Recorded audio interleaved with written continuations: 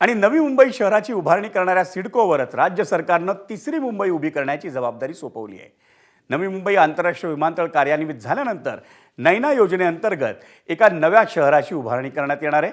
पनवेल आणि उरण तालुक्यांमधल्या 90 गावांचा नैना प्रकल्पात समावेश करण्यात आला आणि त्यापैकी 40 गावांचा विकास हा पहिल्या टप्प्यात करण्यात येणार आहे। नैना योजनेसाठी सिडकोनं स्थानिक शेतकऱ्यांकडून जमिनी हस्तांतरित करून घेतल्या आहेत। त्यापैकी 40% विकसित भूखंड हे गावकऱ्यांना परत देण्यात येणार आहेत। उर्वरित 60% जमिनीवर सिडको रस्ते, तलाव, उद्यान आदी मूलभूत सुविधा उभारणार आहे। त्यासाठी 8,000 कोटी रुपयांचा खर्च अपेक्षित आहे आणि नव्या या शहरामध्ये मेट्रोचं जाळं देखील उभारण्यात येणार आहे।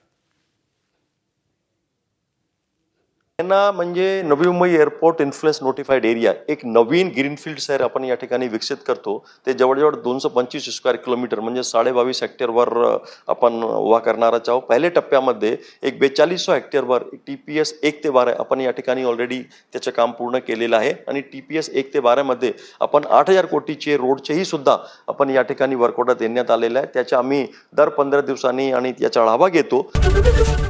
ABP माझा, उघडा डोळे बघा नीट।